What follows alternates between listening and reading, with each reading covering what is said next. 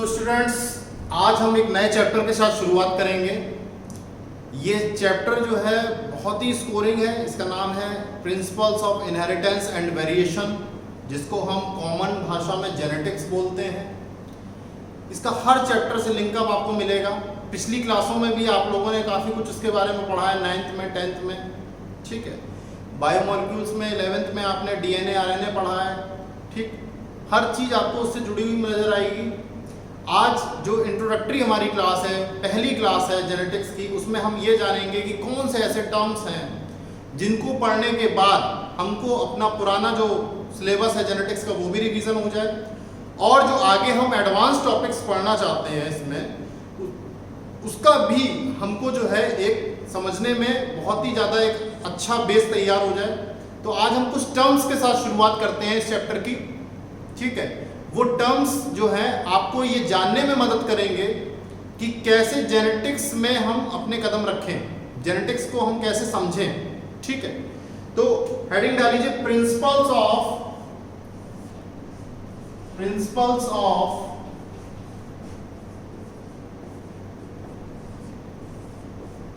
Inheritance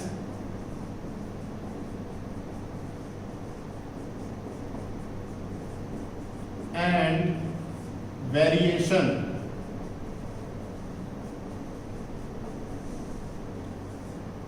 principles of inheritance and variation, ठीक। तो आज हम इसमें जानेंगे कि इंपॉर्टेंट टर्म्स कौन से हैं, कौन कौन से इंपॉर्टेंट टर्म्स हैं। या आप कह सकते हैं कि जेनेटिक्स की टर्मिनोलॉजी के बात करेंगे, टर्मिनोलॉजी ऑफ जेनेटिक्स, ठीक। जो पहला टर्म हमारा आता है इसमें, इस चैप्टर में, वो है कैरेक्टर। क्या है? कैरेक्टर, फर्स्ट टर्म है।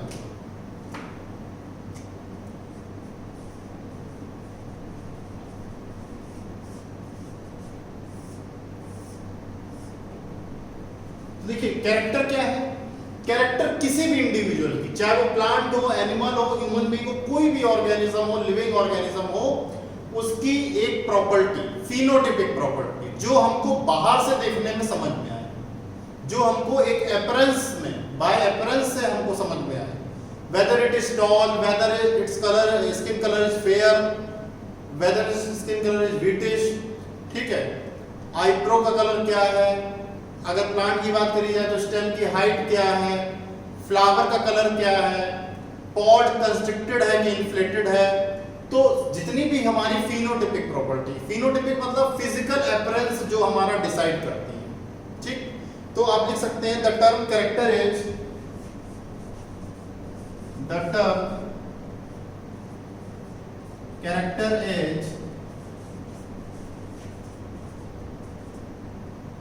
described as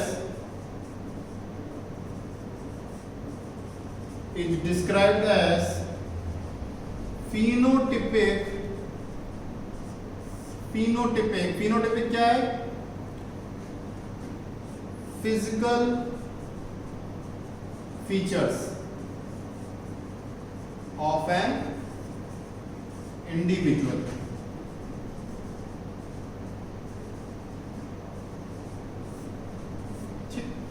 The term character is described as phenotypic, which is physical features of an individual, ठीक, of an individual, किसी भी इंडिविजुअल का, ठीक, जो कि एक लिविंग ऑर्गेनिज्म है, ठीक।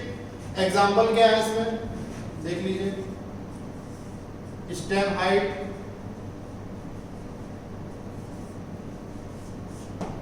color of flower,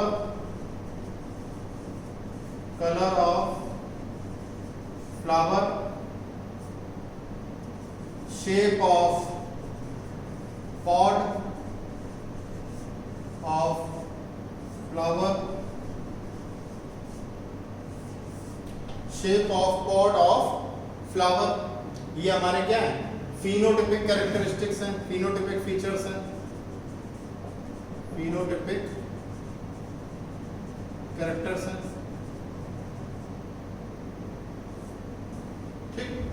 तो ये बात हो गई कैरेक्टर की। अब आगे बढ़ते हैं, ट्रेट। ट्रेट क्या है? आखिर में ट्रेट किसे कहते हैं? अगर कैरेक्टर हम फिनोटाइपिक फीचर्स को कहते हैं तो ट्रेट क्या है? देखिए, अगर पेरेंट में हमने कोई फीचर देखा, टॉलनेस देखी, ठीक, और उसके बाद रिप्रोडक्शन हुआ, रिप्रोडक्शन के बाद वही फीचर हमको अगर नेक्स्ट जनरेशन में यानी प्रोजनी में देखने को मिल रहा है, ऑफस्प्रिंग में देखने को मिल रहा है, चिल्ड्रंस में देखने को मिल रहा है, तो वो इनहेरिटेंस जो हुआ, इनहेरिटेंस मतलब जो डिलीवर हुआ एक जनरेशन से दूसरी जनरेशन, तो उसको हम क्या बोलेंगे? ट्रेट बोलेंगे। ठीक, तो आप लिख सकते हैं ट्रेट।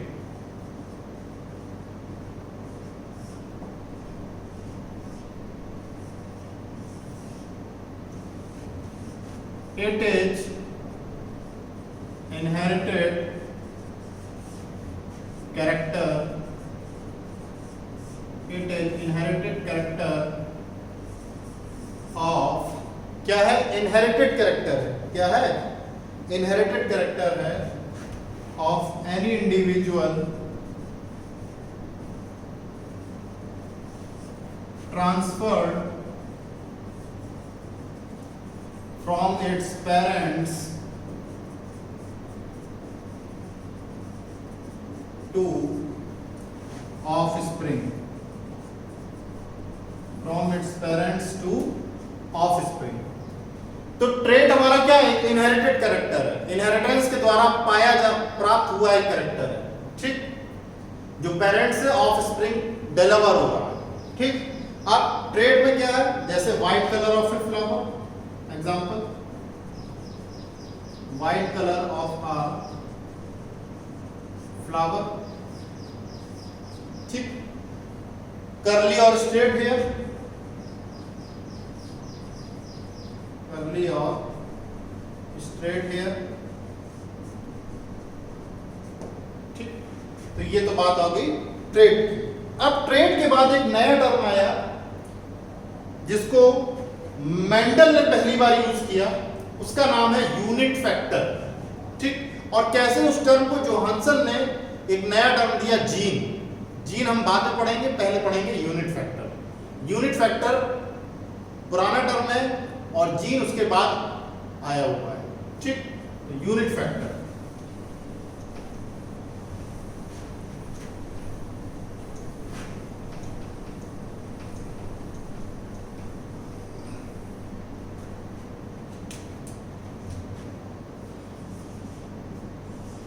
यूनिट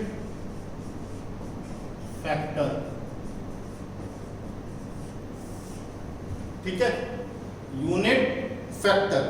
ठीक, तो किसने यूज किया सबसे पहली बार? टर्म जो यूज किया गया वो मेंडल साहब के द्वारा यूज किया गया।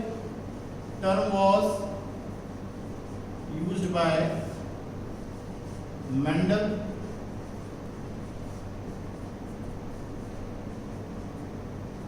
मेंडल साहब ने यूज किया। ठीक है, Gregor Mendel, GJ Mendel, Gregor John Mendel. ठीक है, तो ये भी क्या है? यूनिट ऑफ इनहेरिटेंस बताई गई, उनके द्वारा क्या कहा गया? इट इज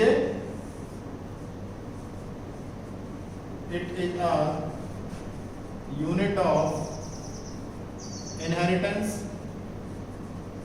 ये भी यूनिट ऑफ इनहेरिटेंस है। ठीक, अब ये वो यूनिट ऑफ इनहेरिटेंस है जो किसी भी ट्रेट को कंट्रोल कर रहा है, उसको बोलते हैं यूनिट फैक्टर। मतलब ट्रेट तो बहुत सारे हैं, कैरेक्टर्स। भाई कैरेक्टर मैंने आपको बताया फिनोटाइपिक प्रॉपर्टी है, फिनोटाइपिक फीचर है, फिजिकल फीचर है किसी भी इंडिविजुअल का।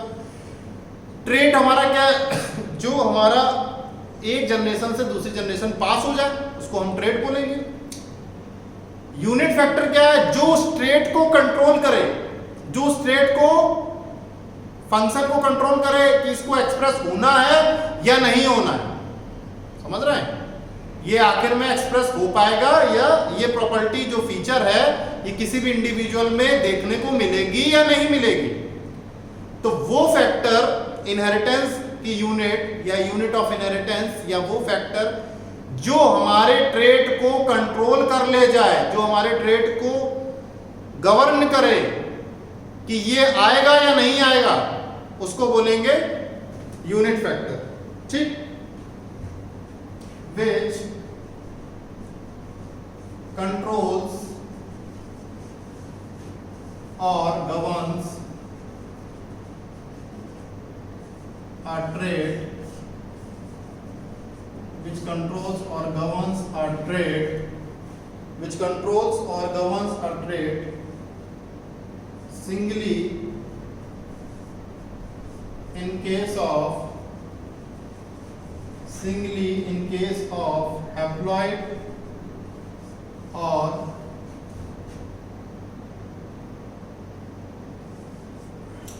doubly or double in case of deployed. ठीक, तो ये तो बात थी हमारी किसकी, यूनिट फैक्टर की।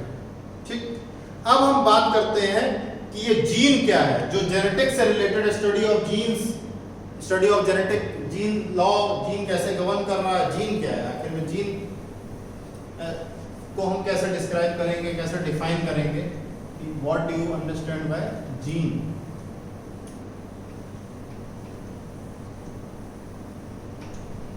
ठीक, तो हेडिंग डाल लीजिए, फोर्थ हमारा टर्म है इस चैप्टर का, gene.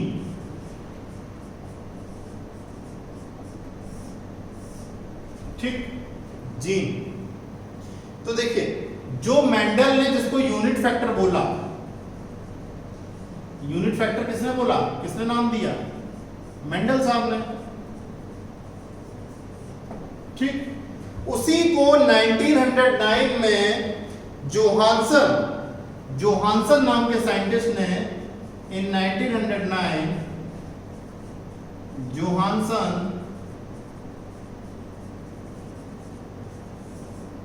gave the term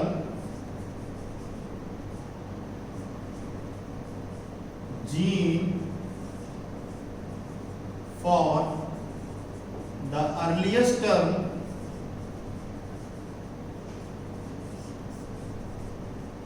unit factor. तो आपको क्रोनोलॉजी समझ में आ गई होगी कि जो पहले यूनिट फैक्टर बोला जाता था, जिसको हमने मेंडल साहब के द्वारा प्राप्त किया, जिसको पॉइंट करने वाले मेंडल साहब थे, उसको जोहानसन ने, एक साइंटिस्ट थे, मेंडल के सक्सीसर थे, जिसको जोहानसन ने 1909 में जीन टर्म दिया। क्या दिया, जीन दिया। तो जैसे यूनिट फैक्टर हमारा क्या है, यूनिट ऑफ इनहेरिटेंस है, तो हम जीन को भी क्या बोलेंगे, a gene is the unit of inheritance, a gene is the unit of inheritance. ठीक, तो जीन भी हमारा यूनिट ऑफ इनहेरिटेंस है ना। अब ये जीन जो है यूनिट ऑफ इनहेरिटेंस है, तो पेरेंट से चिल्ड्रन या ऑफस्प्रिंग तक जाएगा, और कैसे जाएगा, बाय गैमीट जाएगा, गैमीट ट्रांसफर के थ्रू जाएगा। तो पेरेंट के द्वारा कैरिड किया जा रहा है, पेरेंट से कैरिड किया जा रहा है, ठीक, और गैमीट के द्वारा जा रहा है,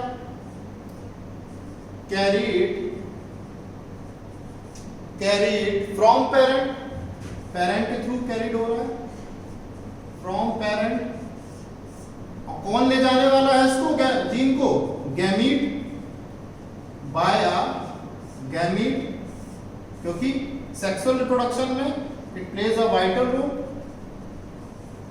it plays a vital role in sexual reproduction. ठीक, तो ये हमारा जीन है। अब बात आती है कि जीन होता कहाँ है, मिलता कहाँ है भाई, किसी बाजार में तो मिलता नहीं है, इसकी लोकेशन कहाँ है, बॉडी के कौन से पार्ट में मिल रहा है। ठीक, तो भाई बॉडी में नहीं मिलता है ये, ना किसी ऑर्गन में मिलता है, ये तो सेल में पाया जाता है। सेल जो है सबसे छोटी molecular simplest functional unit of life है। ठीक, तो जीन हमारा कहाँ पाया जाने वाला फैक्टर है, क्रोमोसोम में। कहाँ मिलता है, क्रोमोसोम में। तो लोकेशन की बात की जाए, location of gene,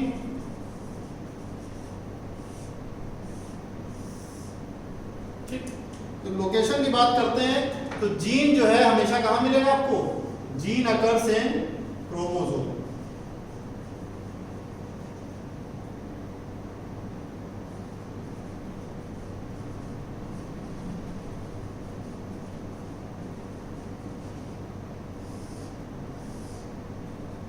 gene occurs in are chromosome. Gene हमको क्रोमोसोम में मिलेगा। ठीक, अब क्रोमोसोम में तो मिलता है, आखिर करता क्या है, इसका वर्क क्या, फंक्शन क्या है? तो देखिए जीन का जो फंक्शन है वो सिर्फ इतना है कि ये एक्सप्रेशन ऑफ ए कैरेक्टर को कंट्रोल करता है। ठीक, अगर फंक्शन की बात की जाए, gene controls the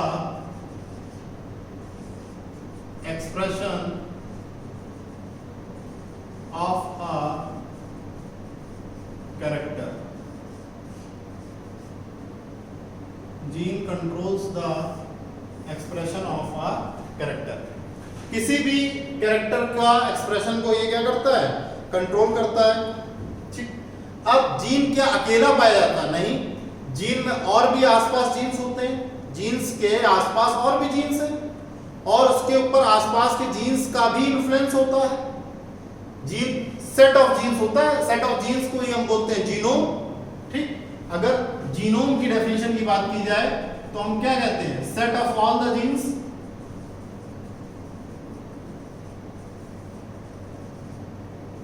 in an individual. और जीनोमिक्स क्या है? Study of genes. जीनोमिक्स क्या है? Study of all the genes, study of all the genes. ठीक, तो जीन हमारा दो चीजों पे निर्भर कर रहा है, मैंने आपको बताया। एक तो इन्फ्लुएंस्ड बाय अदर जीन्स,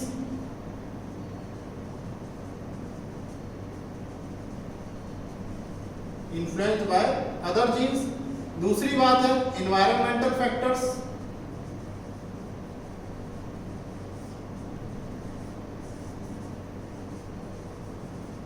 ठीक, तो जीन्स हमारा अदर जीन्स से भी इन्फ्लुएंस होता है, डिपेंड करता हो सकता है कोई जीन सर्टेन जीन हो, उसके आसपास के जो जीन्स हो वो डोमिनेंट हो जाए, ये रिसेसिव हो जाए। ठीक है, और एनवायरमेंट के फैक्टर्स पे भी डिपेंड करता है, क्योंकि जो म्यूटेशन होता है, जेनेटिक म्यूटेशन जो टर्म आता है आगे आप पढ़ेंगे, तो वो पूरा पूरा किस पे डिपेंड कर रहा है? एनवायरमेंटल फैक्टर्स पे और इनहेरिटेड फीचर्स पे। ठीक, अब बात आती है कि जीन आखिर में किसका सेगमेंट है, किसका पार्ट है? ठीक है ना, अगर हम केमिकली बात की जाए तो केमिकल नेचर इसका क्या है? तो देखिए केमिकल नेचर की बात करते हैं तो केमिकली जो है जीन एक सेगमेंट है किसका? डीएनए का। Gene is segment of DNA. ठीक, केमिकल नेचर की बात की जाए तो जीन एक डीएनए का सेगमेंट है।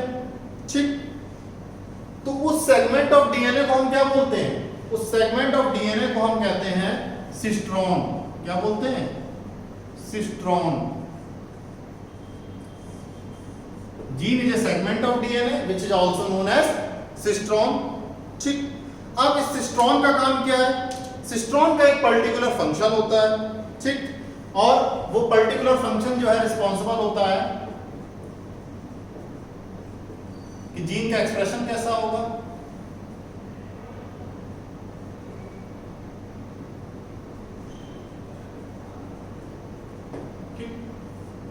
सिस्ट्रॉन ही रिस्पॉन्सिबल है किसके लिए? Responsible for the production of polypeptide.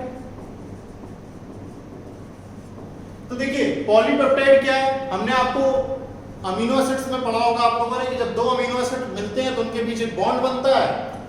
उस केमिकल बॉन्ड को हम बोलते हैं CONH बॉन्ड। जैसे एक अमीनो एसिड है A1, इसके बीच एक बॉन्ड बना और ये दूसरे अमीनो एसिड से जाके जुड़ गया, तो जो ये CONH बॉन्ड है इसको हम बोलते हैं पेप्टाइड बॉन्ड। अब इसमें अगर आप टर्म लगाना चाहते हैं पॉलीपेप्टाइड, पॉलीपेप्टाइड मतलब है कि कई सारे अमीनो एसिड जुड़े हुए हैं, ठीक। तो जब n अमीनो एसिड जुड़ जाते हैं तो पॉलीपेप्टाइड हो जाता है, ठीक। अब बात आती है एलील्स की। आखिर में एलील्स क्या है? क्या ये जीन से अलग है? क्या ये जीन से अलग है या जीन से ही रिलेटेड है? क्या इसका रोल है? क्या इसका सिग्निफिकेंस है? सब कुछ पढ़ते हैं, ठीक। इसको मैं रब कर दे रहा हूं, हेडिंग डाल लीजिए एलील्स।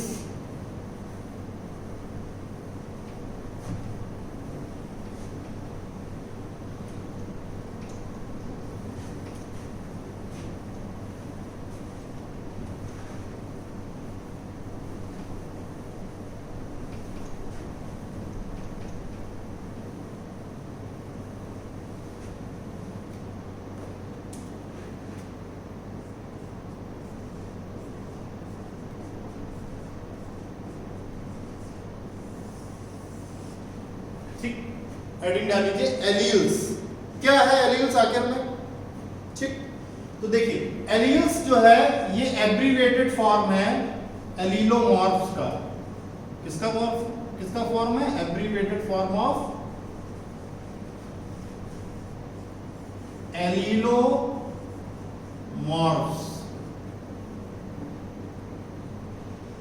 एब्रीविएटेड फॉर्म है एलीलोमॉर्फ्स, ठीक। ग्रीक भाषा में इसको बोलते हैं एलिलॉन। क्या कहते हैं? एलिलॉन, जिसका मतलब होता है of one another, of one another, एक दूसरे से जुड़ा हुआ, ठीक। तो एलिलॉन का मतलब है ऑफ वन अनदर। सिंपल भाषा में, कॉमन टर्म में हम इसको एलील्स बोलते हैं। क्या बोलते हैं? एलील्स। इसको जो क्वाइंड किया गया वो 1905 में बैटसन ने किया।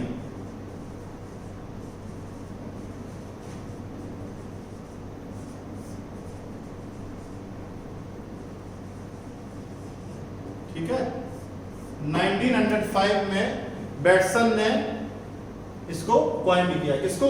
एलील को, ठीक। तो एलील क्या है? Same form of a gene है, ठीक है ना। सेम जीन के अल्टरनेटिव मॉलिक्यूलर फॉर्म्स हैं, ठीक है। लिख सकते हैं alleles are alternative molecular forms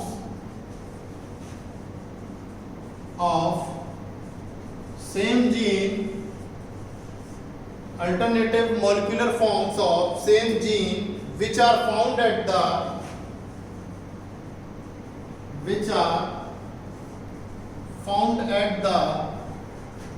same place,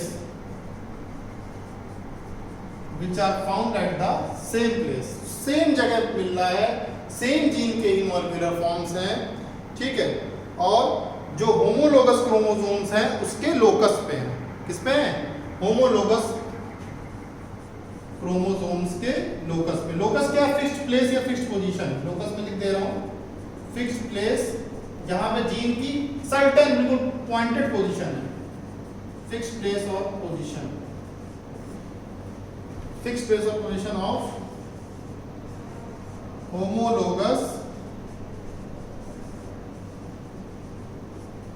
chromosomes, ठीक है। होमोलोगस क्रोमोसोम, ठीक। तो ये पर्टिकुलर ट्रेट्स कैरेक्टर को कंट्रोल करता है, ठीक। Controls the particular traits of a character, ठीक। क्या करता है? पर्टिकुलर ट्रेट्स ऑफ कैरेक्टर को कंट्रोल करता है, ठीक। अब इसका एग्जांपल आप समझिए ऐसे कि जैसे टॉलनेस और डॉर्फनेस क्या है? सेम जीन जो रिस्पॉन्सिबल है प्लांट की हाइट के लिए, उसके दो फीचर्स हैं, एक टॉलनेस है, एक डॉर्फनेस है, ठीक। एग्जांपल की बात करते हैं तो टॉलनेस एंड डॉर्फनेस, टॉलनेस और डॉर्फनेस। ठीक, तो सिमिलर एलील को आप सिमिलर भी यूज कर सकते हैं और डिसिमिलर भी यूज कर सकते हैं। ठीक, एग्जांपल है capital T small T T, capital T small T और टी टी। ठीक, ये हमारे एग्जांपल हो गए। अब बात करते हैं कौन से ऐसे सिंबल्स हैं जिनको हम जीन के लिए यूज करते हैं। Symbols used for genes, heading डाल लीजिए, symbols used for gene.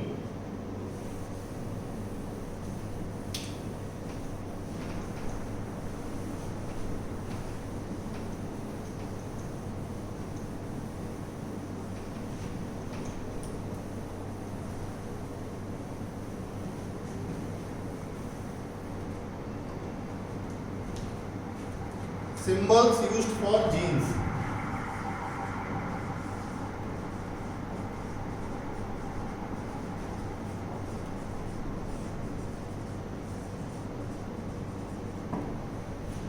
Symbols used for genes. ठीक, तो देखिए कोई भी ट्रेट उसको एक सिंबल दिया जाता है। ठीक, दो तरह के कन्वेंशन हम यूज करते हैं। डोमिनेंट ट्रेट के लिए अलग कन्वेंशन यूज करते हैं और रेसेसिव ट्रेट के लिए अलग कन्वेंशन यूज करते हैं। ठीक, तो each trait is given a symbol. पहली बात तो ये समझ लीजिए कि हर ट्रेट का अपना एक सिंबल है।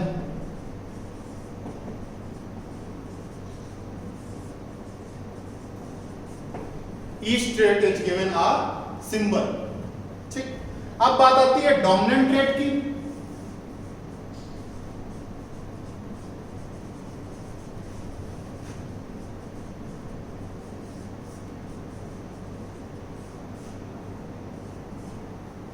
After the dominant trait. ठीक, तो डोमिनेंट ट्रेट में हम जो फर्स्ट लेटर यूज करते हैं डोमिनेंट ट्रेट को नोटिफाई करने के लिए या नोटेशन देने के लिए, वो हमारा कैपिटल फॉर्म होता है। अगर कैपिटल फॉर्म है तो ये रिप्रेजेंट कर रहा है कि ये डोमिनेंट ट्रेट है। ठीक,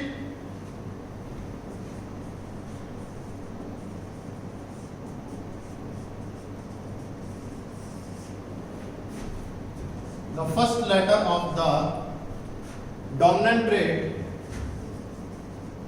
the first letter of the dominant trait is used in the capital letters,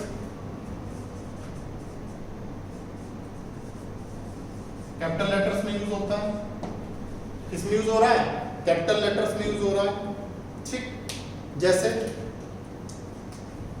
example देख लीजिए, capital T for tallness, small t for dwarfness.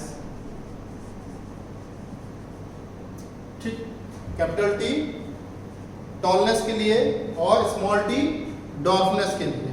ठीक, अगर हमने कैपिटल T यूज कर लिया डोमिनेंट ट्रेट के लिए,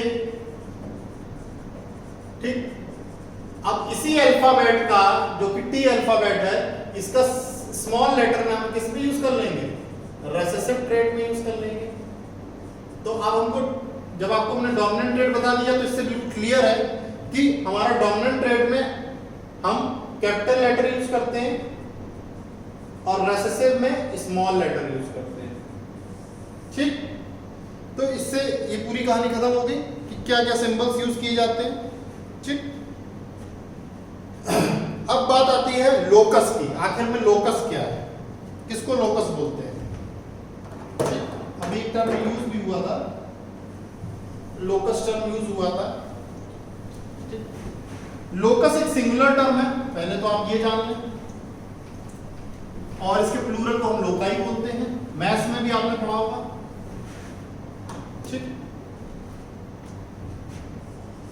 लोकस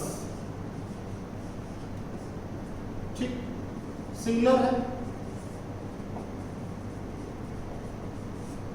लोकस एक सिंगुलर टर्म है। ठीक, प्लूरल इसका क्या कहलाता है? लोकाई। प्लूरल जो है इसका लोकाई कहलाता है। ठीक, तो आखिर में लोकस है क्या?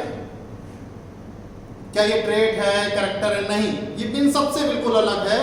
इसका मतलब है कि हमारा जो जीन है वो क्रोमोसोम में किस पोजीशन पे है, उसकी प्लेस क्या है, उसका वो पॉइंट कौन सा है, कौन सी ऐसी जगह है, फिक्स्ड प्लेस है जहां पे हमारा जीन लोकेटेड है। ठीक, तो अ फिक्स्ड प्लेस और position on a chromosome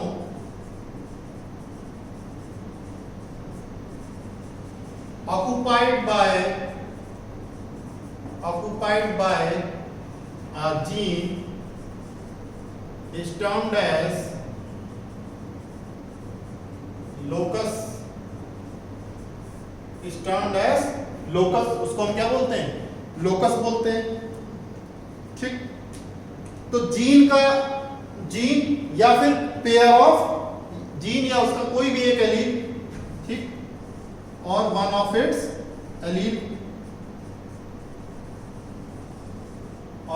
it's alleles. ठीक, तो जीन या फिर उसका कोई भी एक एलील। ठीक, तो एलीलिक जीन्स जो है वो करस्पॉन्डिंग पोजीशन ऑक्युपाई करते हैं होमोलोगस क्रोमोसोम्स में। ठीक, allelic genes occupy corresponding position on a allelic genes occupy corresponding position on a homologous chromosome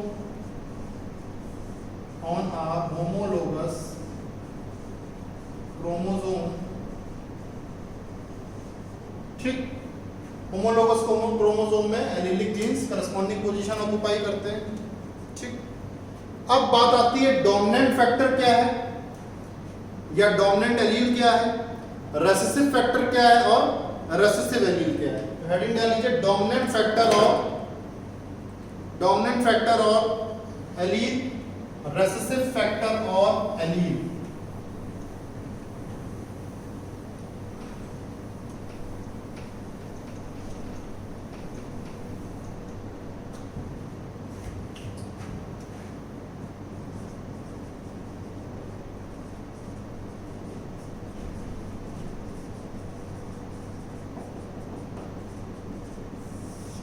dominant factor और एलील। ठीक, तो देखिए आपको पता है पेयर ऑफ एलील्स होते हैं, तो वो उस पेयर ऑफ एलील में कोई एक ऐसा हमारा एलील जो अपने आप को एक्सप्रेस कर ले जाए। It is one of pair of allele, it is one of pair of allele which can express itself, जो अपने आप को सक्सेसफुली क्या कर पाए, एक्सप्रेस कर पाए, which can express itself whether present in या तो होमोजाइगस कंडीशन में हो, whether present in homozygous condition बोले तो कैपिटल टी। ठीक, और या फिर हेट्रोजाइगस कंडीशन में हो,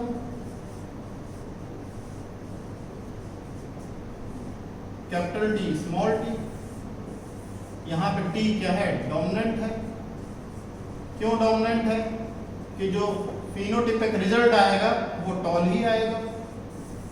ठीक, तो इसको हम क्या बोलेंगे, डोमिनेंट फैक्टर और एलील। अगर यही बात की जाए हमारी रेसेसिव फैक्टर और एलील की, रेसेसिव फैक्टर और एलील की बात की जाए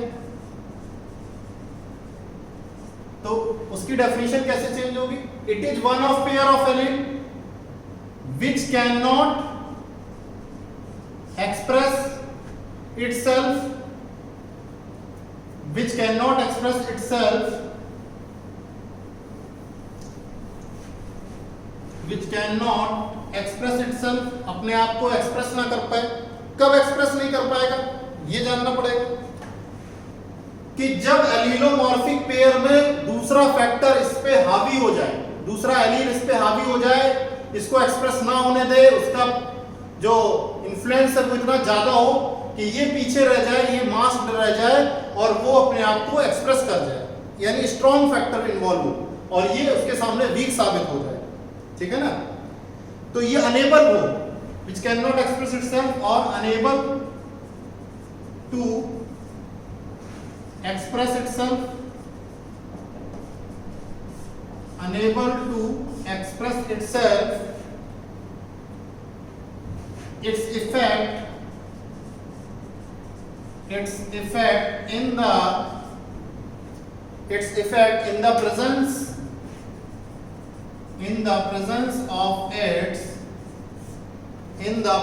of its contrasting, किसकी प्रेजेंस में? कॉन्ट्रास्टिंग फैक्टर की प्रेजेंस में। कॉन्ट्रास्टिंग फैक्टर कब देखने को मिलेगा? जब हेटेरोजाइगोट कंडीशन होगी। इन अ heterozygotic condition, in a heterozygotic condition it's called recessive factor or allele, recessive factor or allele, ठीक। तो एग्जांपल क्या है? जैसे हाइब्रिड टॉल में आप देखें, हाइब्रिड टॉल का मतलब क्या है? यहाँ पे जब कैपिटल टी और स्मॉल टी होगा, ठीक, तो कैपिटल टी स्मॉल टी में जो कैपिटल टी है ये डोमिनेंट हो जाएगा, ये अपने आप को एक्सप्रेस कर ले जाएगा, और स्मॉल टी जो होगा वो अनेबल टू एक्सप्रेस यानी रेसेसिव हो जाएगा। ये क्या हो जाएगा? रेसेसिव हो जाएगा, ठीक। तो ये तो बात थी हमारी डोमिनेंट फैक्टर और एलील और रेसेसिव फैक्टर और एलील की, ठीक। अब इसमें एक लास्ट टॉपिक बचा है जिसके बाद हम इस क्लास को खत्म करेंगे, उसका नाम है वाइल्ड और mutant allele, wild and mutant allele. तो इसको भी देख लेते हैं आखिर में वाइल्ड एलील क्या है और म्यूटेंट एलील क्या है।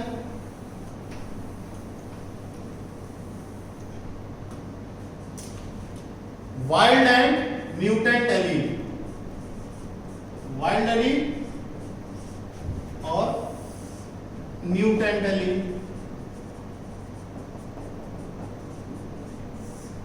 ठीक। तो देखिए वाइल्ड एलील जो है एक ऐसा एलील है जो कि बहुत ज्यादा कॉमन है, पॉपुलेशन में बहुत ज्यादा पाया जाने वाला है, ठीक। एलील क्या है? फिनोटाइप्स है, आपको पता ही है। एलील का मतलब क्या है? फिनोटाइप्स, ठीक। तो वाइल्ड एलील हमारा कैसा है? बहुत ज्यादा पाया जाने वाला है, ठीक। It is most commonly found,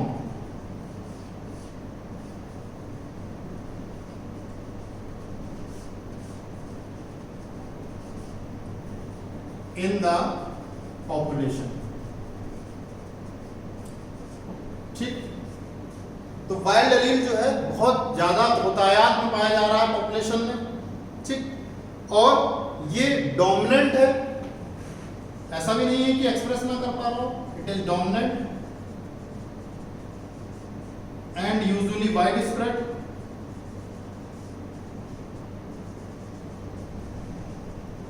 and usually wide spread, ठीक। तो ये डोमिनेंट है और यूजुअली क्या है? वाइड स्प्रेड है, ठीक। अब जो रेसेसिव एलील है it is less common found, recessive sorry mutant allele it is less common found, ठीक। ये रेसेसिव है,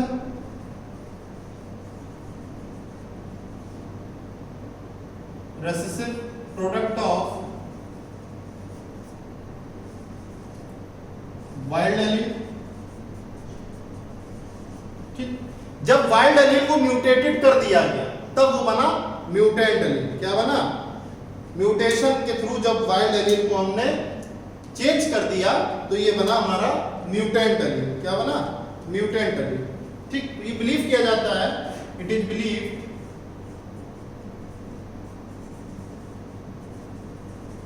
that when wild allele undergoes